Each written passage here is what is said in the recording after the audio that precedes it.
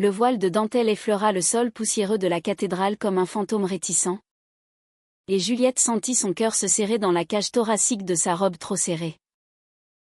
Tu seras elle. Ma fille. Avait murmuré sa mère d'une voix brisée par les ans et le deuil. En ajustant les perles sur son corsage. Pour que l'âme de ta sœur repose enfin. Mais quand les orgues entonnèrent l'hymne nuptial, ce ne fut pas le spectre d'Héloïse qui apparut dans l'allée, mais une femme aux yeux verts comme les oliveraies andalouses, qui croisa son regard et murmura, d'une voix qui transperça le silence sacré, « Et si c'était toi ?» La vraie mariée ? Séville s'éveillait sous un ciel de plomb. Lourde promesses orageuses. Comme si les dieux eux-mêmes retenaient leur souffle avant de déverser leur courroux sur la ville aux 1000 patios fleuris. Juliette avait fui la maison familiale aux aurores. Le cœur battant la chamade. Ses escarpins claquant sur les pavés irréguliers du quartier de Santa Cruz. Elle n'avait pas dormi. Pas vraiment, les nuits précédant le mariage étaient un tourbillon de souvenirs volés. De rires étouffés et de pleurs inavoués. Héloïse. Sa sœur aînée. Partie trop tôt dans un accident de voiture sur les routes sinueuses de la Sierra Nevada.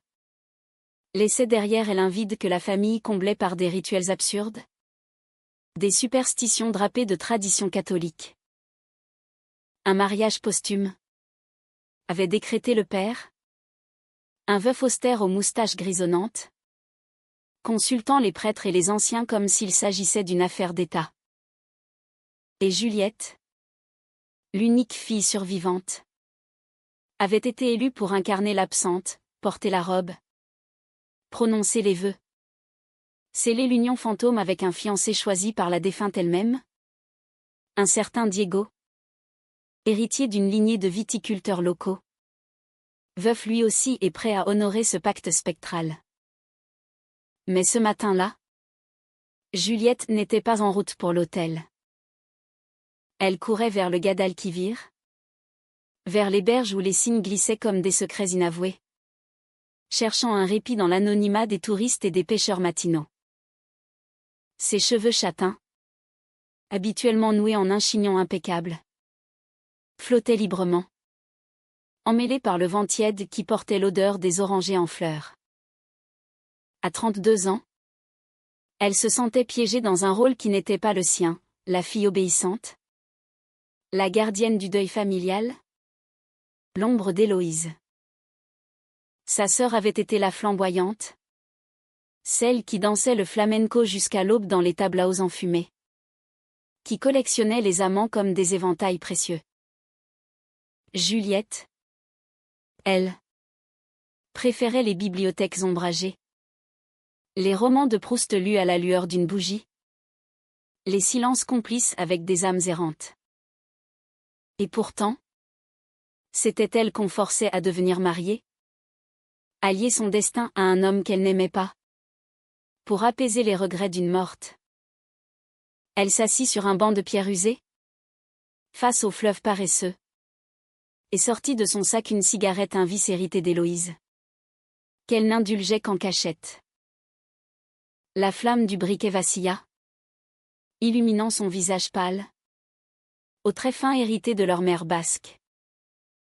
Ses yeux noisettes, bordés de cils sombres, fixaient l'horizon sans le voir. « Qu'est-ce que je fais ?» murmura-t-elle pour elle-même. La voix rauque d'émotion contenue. Le poids de la robe qu'elle devrait enfiler dans quelques heures lui oppressait déjà la poitrine. Diego était gentil. Certes un homme de 40 ans, aux épaules larges et au sourire timide, qui parlait de vendanges et de traditions avec une ferveur presque poétique. Mais son cœur, ce traître, battait pour une autre. Une ombre fugitive, un souvenir encore frais d'une nuit volée. 2 mois plus tôt, dans un atelier d'artistes niché dans les ruelles de Triana. Louise. Ce nom seul suffisait à faire naître un frisson le long de son échine. Louise. La Française exilée à Séville depuis 5 ans. Peintre aux doigts tachés de cobalt et d'ocre. qui avait croisé son chemin lors d'une exposition clandestine dans une cave voûtée. Juliette s'y était rendue par hasard, fuyant une énième réunion familiale où l'on disséquait les détails du « grand jour ». L'air était chargé d'odeurs de vin jeune et de jasmin. Les murs suintaient d'humidité. Et au centre de la pièce, sous un faisceau de lumière crue, trônait un tableau, une femme nue, les bras levés vers un ciel tourmenté, son corps arqué comme un cri silencieux. « C'est toi », avait dit l'artiste en s'approchant, sa voix un murmure velouté teinté d'un accent parisien irrésistible. Juliette avait rougi, bégayé une réponse incohérente, mais Louise n'avait pas ri. Au contraire, ses yeux verts, perçants comme des lames d'absinthe, l'avaient enveloppée d'un regard qui promettait des mondes inexplorés.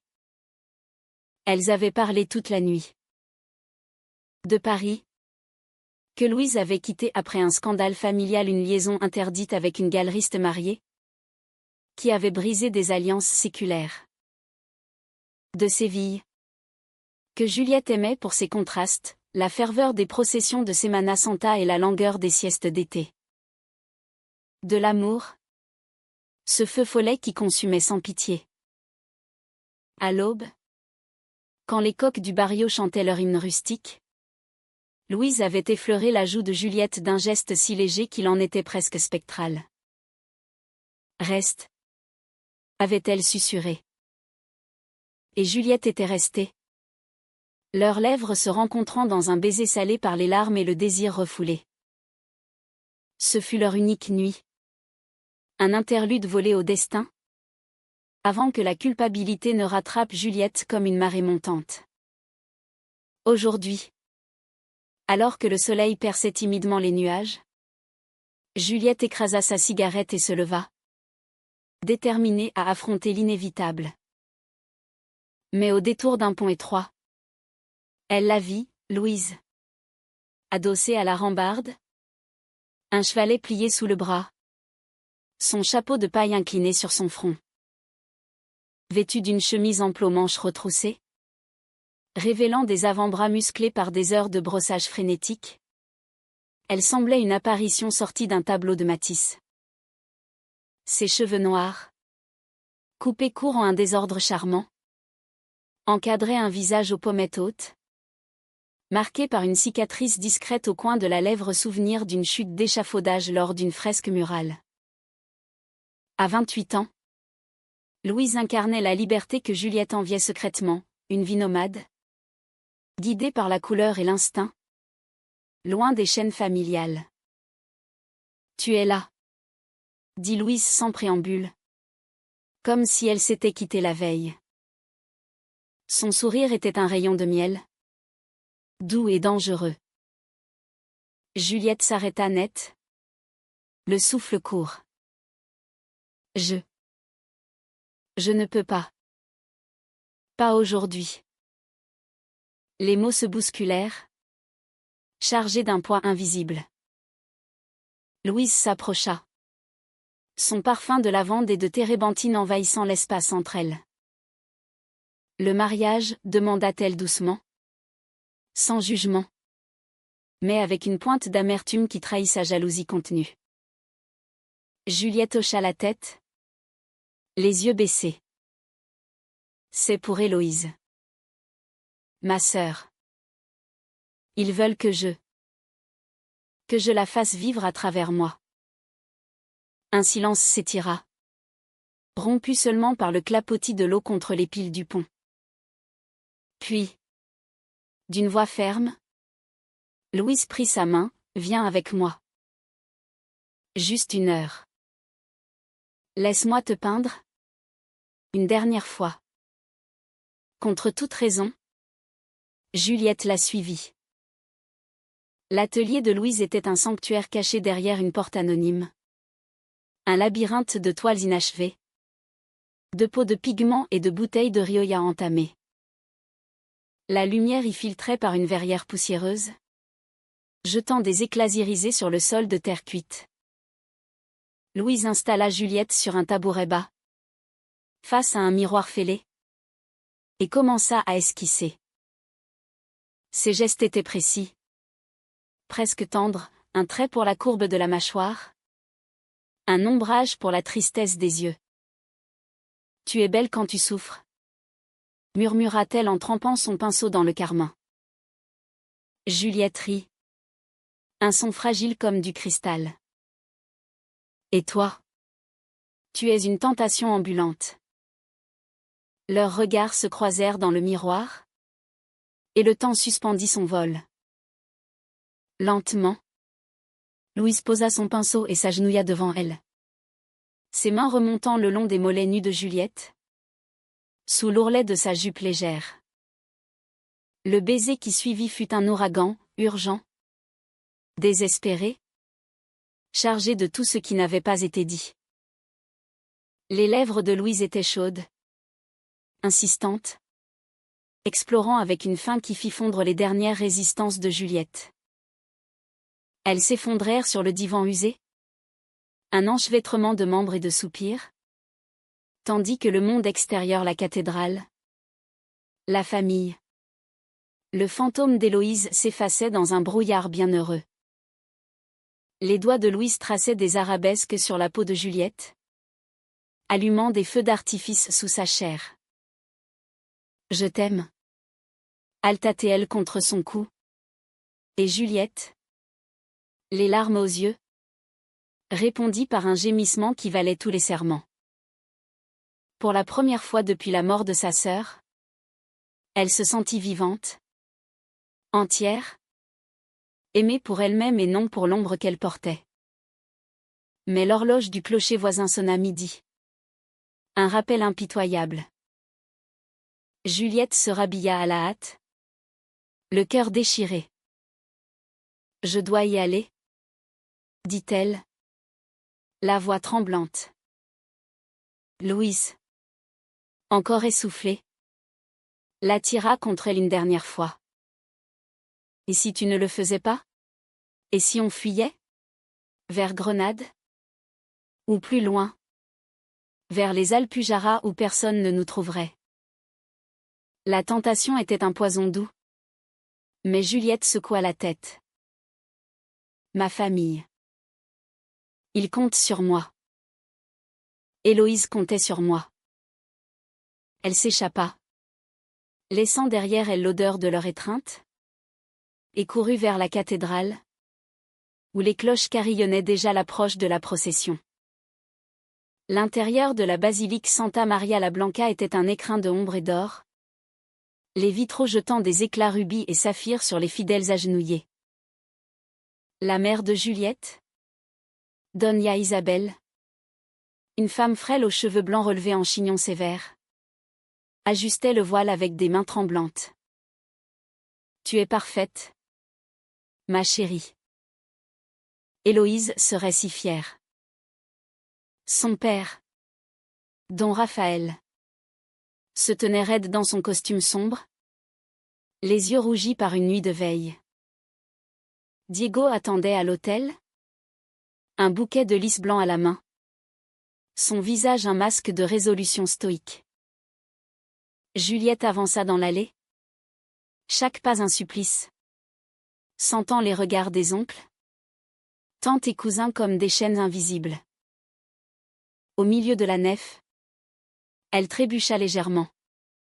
Et ce fut là que son regard accrocha celui d'une silhouette au fond de l'église, Louise.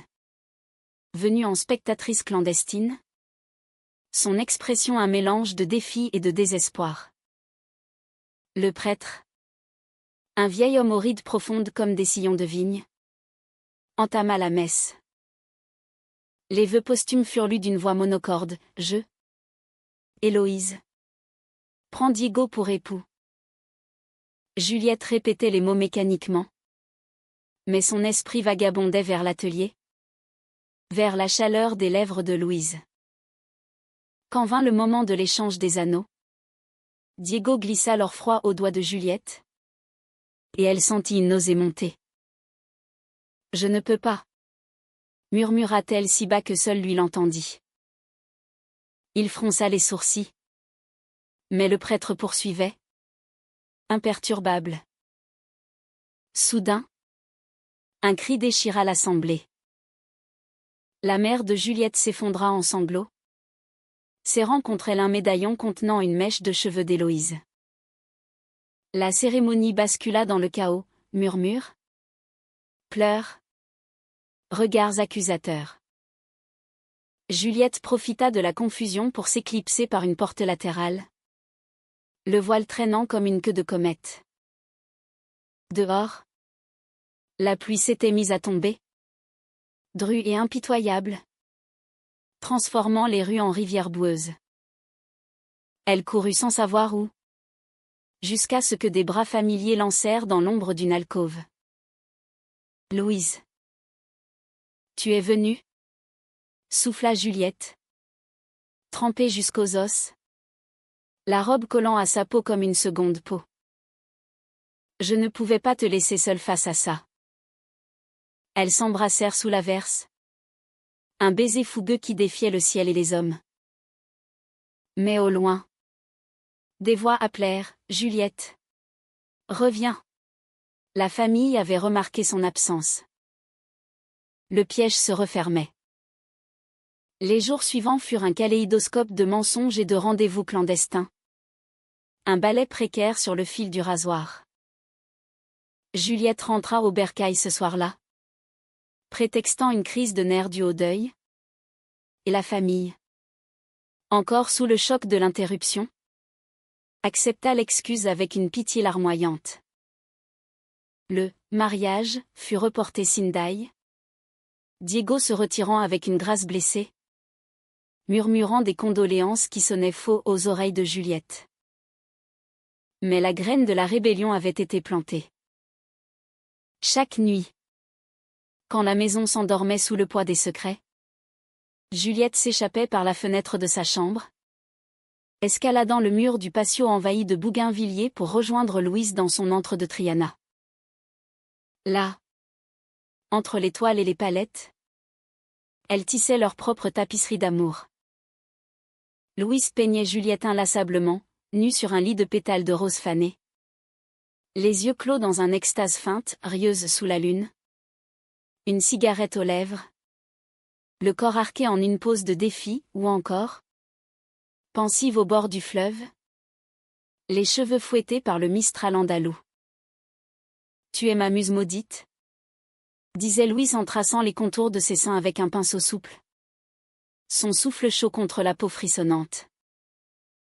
Juliette, libérée de son carcan familial, explorait le corps de son amante avec une curiosité avide, la courbe de ses hanches étroites, la fossette au creux de son dos, les tatouages discrets un oiseau en vol sur l'omoplate, symbole de son exil parisien.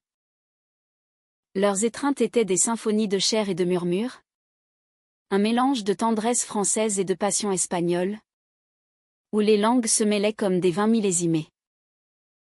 Pourtant, le doute rongeait Juliette comme une termite dans le bois ancien. Et après, demandait-elle parfois, allongée sur le divan, la tête nichée dans le giron de Louise, écoutant le battement régulier de son cœur. Quand ils découvriront, Louise, pragmatique en amour comme en art, haussait les épaules. On s'enfuira. J'ai des contacts à Madrid. Une galerie qui expose mes toiles. Ou à Paris, si tu veux goûter à la pluie fine de la Seine. Elle parlait de l'avenir avec l'optimisme d'une bohème. Mais Juliette voyait les ombres dans ses yeux, le souvenir de sa propre disgrâce. Chassée de France par un père banquier qui avait préféré l'honneur au sang de sa fille. L'amour n'est pas une prison ? Chérie, insistait-elle, effleurant du bout des doigts la cicatrice invisible sur l'âme de Juliette. C'est une clé. Dehors, Séville bruissait de sa vie trépidante, les furias printanières approchaient, avec leurs robes à volants et leurs guitares plaintives. Juliette, pour tromper la vigilance familiale, s'impliquait dans les préparatifs, cousant des costumes pour les danseuses, aidant à ériger les autels de la Vierge. Mais son esprit vagabondait vers Louise. Vers leur promenade volée dans El Alcázar, où elle se tenait la main sous les arcades mauresques, ignorant les regards curieux des gardiens. Une après-midi, lors d'une répétition de flamenco dans un tableau enfumé, Juliette surprit sa cousine Carmen en train de l'espionner.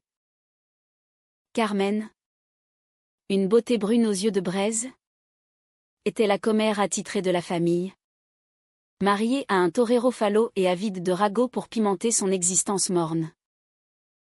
Tu as l'air distraite, Prima, avait-elle glissé d'une voix mielleuse, en ajustant son éventail. Juliette avait souri, feignant l'innocence. Mais un frisson d'inquiétude la traversa. La trahison vint comme un coup de couteau dans le noir.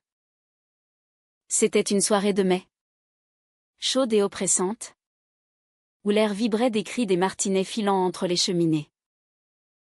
Juliette et Louise s'étaient donné rendez-vous dans un petit bar à Absinthe, un lieu discret aux murs tapissés de velours fané, où les expatriés se réfugiaient pour noyer leur nostalgie. Elles sirotaient leur breuvage vert, les genoux se frôlant sous la table, quand la porte s'ouvrit à la volée. Don Raphaël entra, le visage congestionné de rage, flanqué de deux oncles massifs. Derrière eux, la silhouette furtive de Carmen, les yeux baissés, confirmant les pires craintes. Espèce de dépravé, tonna le père, sa canne claquant sur le carrelage. Les clients se turent, l'atmosphère se chargeant d'une tension électrique. Juliette se leva d'un bond, protégeant instinctivement Louise, qui s'était figée, le verre à mi-chemin de ses lèvres. Papa. Balbutia-t-elle, mais il la coupa d'un geste brutal.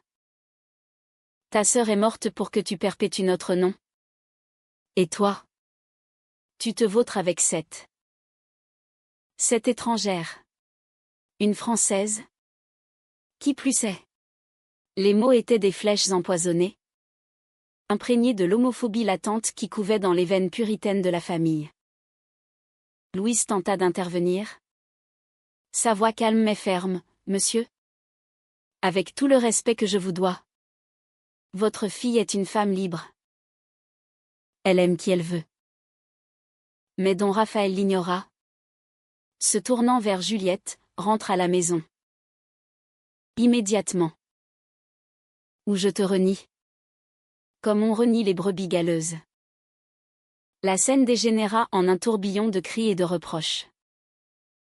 Carmen, feignant la surprise, murmura des excuses larmoyantes, je ne voulais pas. Prima. J'ai vu par hasard. Au pont. Mais Juliette vit clair dans son jeu, la jalousie. Peut-être. Ou le besoin maladif d'approbation paternelle. Elle gifla sa cousine d'un revers de main. Un geste impulsif qui la surprit elle-même. Puis attrapa le bras de Louise. Viens, dit-elle simplement. Et elles s'élancèrent dans la nuit. Poursuivies par les vociférations du père et les pleurs de la mère. Arrivées en renfort. Elles coururent à travers les ruelles labyrinthiques de Séville. Le cœur cognant comme un tambour de feria. La pluie recommença. Plus violente cette fois. Transformant les pavés en patinoires glissantes. Elles s'arrêtèrent enfin dans un patio abandonné, près de l'église de San Salvador, essoufflée et trempée. Louise attira Juliette contre elle, leurs corps se moulant l'un à l'autre sous l'averse. Que allons-nous faire, murmura Juliette, les lèvres contre la peau mouillée de son cou. Louise, les yeux brillants de défi, répondit, vivre. Aimer. Défier. Elles firent l'amour là. Contre le mur lézardé couvert de lierre. Un acte de rébellion pure? Leurs cris étouffés par le grondement du tonnerre. La foudre zébra le ciel, illuminant leurs visages en un flash éternel. Le lendemain, la famille passa à l'assaut. Doña Isabel débarqua à l'atelier à l'aube, un chapelet entre les doigts, suppliant sa fille de rentrer. Pense à Héloïse. Elle voulait des petits-enfants, une lignée pure. Juliette, encore ensommeillée dans les bras de Louise, sentit la colère monter comme une bile acide. Héloïse est morte. Maman. Morte. Et moi? Je suis vivante. J'aime Louise. C'est tout ce qui compte. Les mots planèrent dans l'air comme une sentence. La mère s'effondra à genoux, sanglotant. Mais au fond de ses yeux, Juliette discerna une lueur de compréhension fugace, le regret d'une vie vécue dans l'ombre d'un mariage arrangé. Don Raphaël, lui, opta pour la coercition. Il fit intervenir un prêtre pour un exorcisme symbolique, bloqua les comptes bancaires de Juliette et répandit des rumeurs dans le barrio pour isoler Louise. Les commandes pour ses toiles se tarirent. Les portes des galeries se fermèrent. Pourtant, dans l'adversité, leur amour s'épanouit comme une fleur de cactus, âpre, résistant, piquante. Elle survivait de petits boulots. Juliette donnait des leçons de français aux enfants du quartier. Louise vendait des esquisses aux touristes. Les nuits étaient leur refuge, remplis de projets chuchotés, un voyage à Cordoue, une exposition commune à Barcelone. Mais la trahison de Carmen n'était pas achevée. Obsédée par le rôle qu'elle avait joué, la cousine ourdit un plan plus sournois. Lors d'une réunion familiale tendue, où l'on feignait la réconciliation autour d'un paella fumant, elle glissa un mot anonyme à Diego, des photos volées, prises à travers une fenêtre, montrant Juliette et Louise enlacées. L'ex-fiancé, blessé dans son orgueil, transmit les preuves au père, qui jura de les séparer à tout prix. Je t'enverrai en couvent s'il le faut, gronda-t-il à Juliette lors d'une confrontation orageuse. Pour purger ton âme de cette abomination. Le conflit culmina lors de la feria de avril. Quand Séville se parait de ses plus beaux atours, les femmes en mantilles colorées, les hommes en chapeaux cordouans, les rues envahies de casta et de musique gitane. Juliette et Louise s'y étaient rendues incognito, masquées par des capes sombres, dansant un fandango langoureux au milieu de la foule anonyme. Mais Carmen les repéra, et d'un geste théâtral, arracha le masque de Juliette, révélant son visage au père qui rôdait non loin. La bagarre éclata, poings serrés, jurons volés, le chaos d'une arène sans taureau. Don Raphaël empoigna sa fille par le bras, la traînant vers une voiture garée, tandis que Louise se débattait contre les oncles. Lâchez-moi, hurla Juliette, griffant le visage de son père dans un sursaut de fureur primale. Le sang perla une goutte écarlate sur la chemise blanche, mais ce n'était pas de la violence gratuite. Juste le cri d'une âme piégée. Louise, libérée par un miracle de distraction, bondit pour la rejoindre.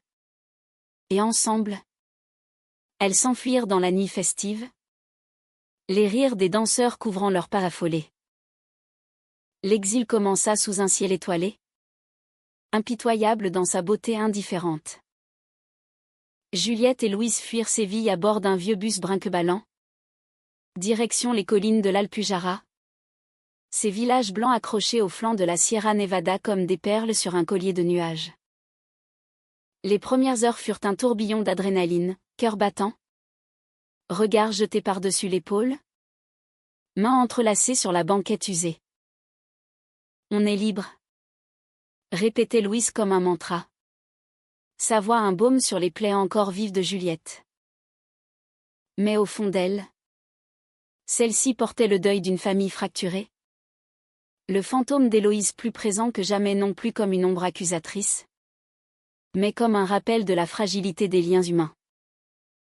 Le village qu'elles choisirent, Orgiva, était un havre épiniché au creux d'une vallée fertile, où les maisons blanchies à la chaux côtoyaient des yourtes bigarrées et des potagers bio.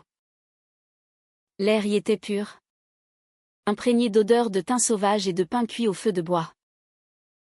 Elles louèrent une tiny house au bord d'un torrent, un abri modeste aux murs de pierre et au toit de chaume, meublé d'un lit king size et d'une table bancale.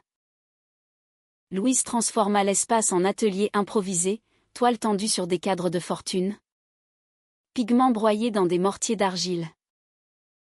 Juliette, quant à elle, trouva du travail comme traductrice pour une coopérative de fromagers locaux. Ses compétences en français, héritage d'un grand-père normand, devenant leur salut financier. Les jours s'écoulèrent en un rythme lent, presque méditerranéen, matin paresseux où elle se réveillait enlacée. La lumière filtrant à travers les volets en bois, après-midi dédié au travail. Entrecoupée de baignades dans les vasques naturels du torrent, soirée où Louise lisait des poèmes de Lorca à voix haute. Sa diction parisienne conférant au vers une mélodie inattendue. Leur amour, loin des regards inquisiteurs, s'épanouissait en nuances subtiles, un effleurement de doigts pendant le dîner. Un baiser volé sous la douche commune du village. Des nuits où leurs corps se racontaient des histoires muettes, explorant chaque recoin avec une patience infinie. Juliette apprit à peindre, ses traits hésitants se muant en explosions de couleurs sous la guidance patiente de Louise. « Regarde », disait celle-ci en guidant sa main sur la toile. « L'amour. C'est comme ça, un chaos organisé. Une harmonie dans le désordre. » Pourtant, les ombres du passé ne se dissipaient pas si facilement. Des lettres arrivaient sporadiquement, portées par le facteur en mobilette, missive de Doña Isabel, écrite d'une main chevrotante, suppliant le pardon et la repentance. Ton père est brisé, ma fille. Il prie pour ton âme tous les soirs. Reviens, avant qu'il ne soit trop tard. Juliette les lisait en cachette, les larmes brouillant l'encre, puis les brûlait dans le poêle à bois, les cendres symbolisant ses propres doutes incinérés. Héloïse hantait ses rêves, apparaissant en robe de mariée éthérée, souriant avec une tristesse infinie, murmurant « Vie pour nous deux, petite sœur ». Était-ce un signe? Ou le fruit de sa culpabilité? Louise, sentant son tourment, l'ancrait dans le présent par des gestes concrets, un collier de turquoise taille et main. Un pique-nique au pied d'un olivier centenaire, où elle jurait fidélité sous le regard indifférent des chèvres. La première vraie tempête survint en juillet, quand la chaleur andalouse devint un four infernal, faisant gonfler les rivières et les passions. Carmen, cette vipère au cœur sec, avait tracé leur piste via un contact commun dans la coopérative. Elle débarqua un après-midi. Seule cette fois. Vêtue d'une robe fleurie qui contrastait avec son expression revêche. Je viens en paix. Prima.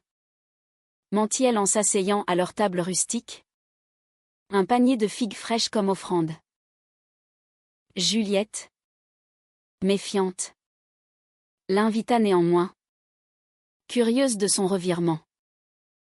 Louise, en retrait dans l'atelier adjacent, observait la scène par l'entrebâillement de la porte, son pinceau figé en l'air.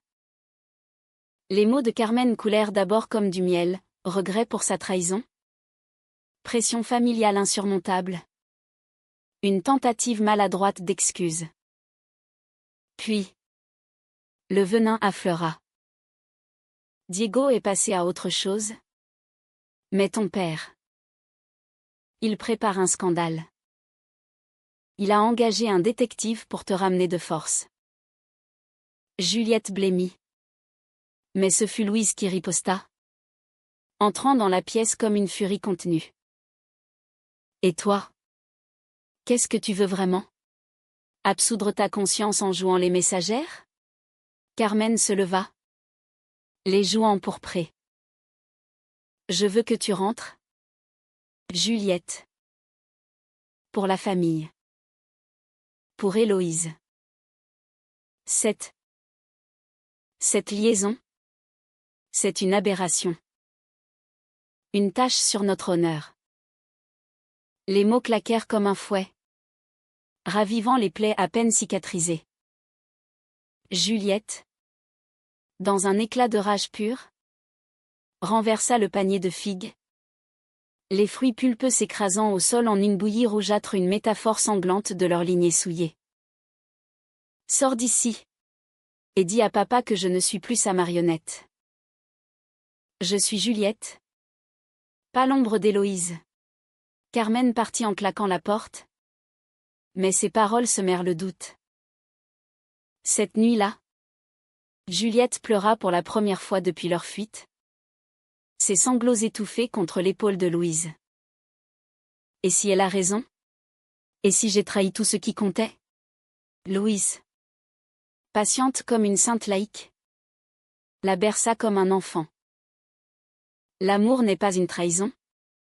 Mon amour, c'est une renaissance. Héloïse l'aurait compris, elle qui vivait pour l'instant, pas pour les chaînes. Le climax arriva plus tôt qu'attendu, sous la forme d'un orage biblique qui ravagea l'Alpujarra fin août. Les nuages s'amoncelèrent comme des armées vengeresses, déversant des trombes d'eau qui gonflèrent le torrent en un monstre rugissant. Juliette et Louise, isolées dans leur tiny house, regardaient l'apocalypse depuis la véranda, serrées l'une contre l'autre. C'est un signe, murmura Juliette, mi-sérieuse, mi-effrayée. Louise rit doucement, traçant un cœur mouillé sur la vitre embuée. Ou juste la nature qui fait son spectacle. Mais le destin intervint sous la forme d'une voiture tout-terrain noire, émergeant du brouillard pluvieux, dont Raphaël en personne, accompagné d'un avocat et d'un prêtre, déterminé à sauver sa fille. La confrontation fut un drame en 3 actes, digne d'une pièce de Racine transposée en Andalousie. Le père tambourina à la porte, sa silhouette massive découpée contre les éclairs. Juliette ouvrit, le menton haut. Louise à ses côtés comme un bouclier vivant. Tu viens avec moi. Maintenant, ordonna don Raphaël, ignorant Louise comme un meuble. Ta mère est mourante. C'est ton devoir. Le mensonge frappa Juliette comme un coup de poing, elle appela immédiatement la maison familiale. Apprenant que Doña Isabel allait bien. Juste un rhume estival. La fureur la submergea. Tu mens. Pour me manipuler? Comme toujours. Héloïse est morte parce que tu l'as étouffée avec tes traditions. Et tu veux faire de même avec moi? Les mots jaillirent en un torrent, libérant des années de ressentiment, les attentes écrasantes, les amours infantiles réprimés, le deuil transformé en fardeau. Le prêtre tenta d'intervenir, brandissant une croix comme un talisman. Mais Louise, d'une voix d'acier trempée dans l'absinthe, le coupa, laissez-nous en paix. L'amour de Juliette est pur, plus pur que vos rituels vides. Don Raphaël, ébranlé, leva la main pour frapper mais son geste s'arrêta net, suspendu dans l'air comme un repentir inachevé. Au lieu de cela, il s'effondra sur une chaise, le visage ravagé par les larmes. J'ai perdu Héloïse. Je ne veux pas te perdre toi aussi. Pour la première fois, Juliette vit l'homme derrière le patriarche, un veuf terrifié. Un père imparfait. La pluie redoubla, noyant leur voix en un chœur confus de supplications et de refus. L'avocat, mal à l'aise, proposa une trêve, un délai pour réfléchir, sans poursuite légale. Juliette, épuisée, accepta à contre-cœur. Don Raphaël partit au petit matin, laissant derrière lui un silence assourdissant. Louise et Juliette, blottis sous une couverture humide, contemplèrent l'aube naissante. On a gagné une bataille, dit Louise, embrassant le front de son amante. Mais la guerre? Juliette soupira, serrant sa main. La guerre, c'est l'amour lui-même. Et on est prête. Pourtant, la trahison finale guettait, tapie dans l'ombre des oliveraies. Carmen, informée par le détective, avait manigancé une ultime vengeance, un article anonyme dans un journal local, dépeignant Louise comme une séductrice bohème corrompant les filles de bonne famille. Les rumeurs enflèrent, menaçant leur fragile équilibre. Juliette, blessée au plus profond, confronta sa cousine par téléphone. Pourquoi? Que je fais pour mériter ça? Carmen, la voix brisée. Avoua, j'étais jalouse. De ta liberté. De ton courage. Héloïse t'aimait pour ça. Et moi? Je n'ai rien. Un aveu qui, au lieu de guérir, creusa le fossé plus profond. L'automne enveloppa l'Alpujarra d'un manteau ocre et pourpre. Les feuilles des châtaigniers craquant sous les pas comme des confidences oubliées. Juliette et Louise, marquées par l'orage familial, choisirent de transformer la douleur en création. Louise organisa une exposition itinérante dans les villages voisins, des toiles inspirées de leur Odyssée, des portraits de Juliette en Madone rebelle, des paysages où le Guadalquivir se mêlait à la scène en un hybride poétique. L'art est notre arme, déclarait-elle aux curieux, son accent français ajoutant une touche d'exotisme. Juliette, plus réservée, contribua avec des textes, des nouvelles courtes, imprégnées d'un lyrisme proustien, explorant les méandres de l'amour interdit et du deuil réinventé. Ensemble, elles devinrent une légende locale, un duo d'Amazones modernes défiant les conventions andalouses. Mais la rédemption ne vint pas sans prix. Une lettre de Doña Isabel arriva mi-octobre, rédigée d'une plume plus assurée. Ton père a vu tes mots. Ma fille. Ils l'ont ébranlé. Il prie encore. Mais pour la paix. Désormais. Reviens pour Noël. Pas comme la mariée d'Héloïse. Mais comme toi-même. Juliette. Les mains tremblantes. La lut à voix haute à Louise, qui hocha la tête avec sagesse. Va. Affronte-les. Je t'attendrai ici. Avec nos rêves. La séparation fut déchirante, un au revoir prolongé sur le quai poussiéreux des Orgiva. Leurs lèvres se scellant en un pacte muet. Tandis que le bus s'éloignait dans un nuage de gazole. Ses vies avaient changé. Ou peut-être était-ce Juliette qui la voyait différemment.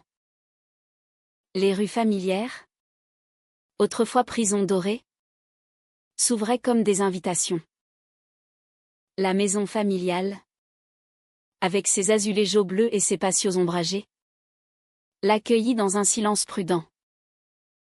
Don Raphaël, amaigri par les mois d'insomnie, l'embrassa sur le front sans un mot.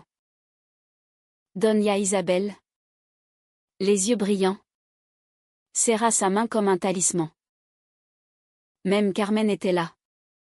Transformée, enceinte d'un miracle inattendu. Son ventre arrondi sous une robe ample. Son regard fuyant mais sincère. Pardonne-moi. Prima. Murmura-t-elle lors d'un thé rituel? Les doigts entrelacés autour de la tasse fumante. J'ai trahi par peur. Mais ton courage m'a guéri. Le dîner de Noël fut un rituel recomposé, pas de toast aux absents. Mais des histoires partagées, Héloïse en vedette. Non comme un fantôme. Mais comme une étincelle joyeuse. Don Raphaël. La voix rauque d'émotion. Avoue ses torts, j'ai voulu te protéger en te chaînant. Mais l'amour vrai. Il libère. Juliette pleura. Riant à travers les larmes. Et pour la première fois. Parla ouvertement de Louise, sa force. Sa tendresse. Leur vie tissée de couleurs et de mots. La famille écouta. Sans jugement. Un pont fragile jeté sur l'abîme. Le printemps suivant les trouva réunis à Orgiva pour une noce alternative, pas d'église ni de vœux posthumes. Mais un cercle d'amis bohèmes autour d'un feu de camp. Des anneaux d'argent martelés à la main. Des danses sous les étoiles. Juliette. En robe blanche fluide, celle de son mariage, fantôme. Réinventée en symbole de renaissance, prononça ses serments. Je t'aime. Louise. Non pour combler un vide. Mais pour célébrer la plénitude. Louise. Les yeux verts embués. Répondit, et moi. Je te peindrai éternelle. Dans toutes les nuances de notre passion. La famille vint. En nombre réduit, Donia Isabelle avec un bouquet d'orangers. Don Raphaël stoïque mais apaisé. Carmen radieuse avec son nouveau-né. Pas de réaction violente. Juste une acceptation bourrue. Humanisée par le temps. Héloïse planait sur la scène. Invisible mais bienveillante. Son esprit enfin libéré par l'amour de sa sœur. Des années plus tard. Assises sur leur terrasse surplombant la vallée. Vieille et ridée mais toujours enlacée. Juliette et Louise regarderaient le soleil se coucher. Un verre de manzanilla à la main. On a gagné? Murmurerait Juliette. La tête sur l'épaule de son épouse. Louise. Un pinceau usé entre les doigts. Sourirait, non. On a aimé. Et c'est la plus belle victoire. Dans le crépuscule pourpre. Séville au loin scintillerait comme un joyau imparfait. Rappelant que l'amour, comme la vie, est un drame humain qu'à dramatique. Émouvant. Romantique. Et profondément. Irrémédiablement. Humain.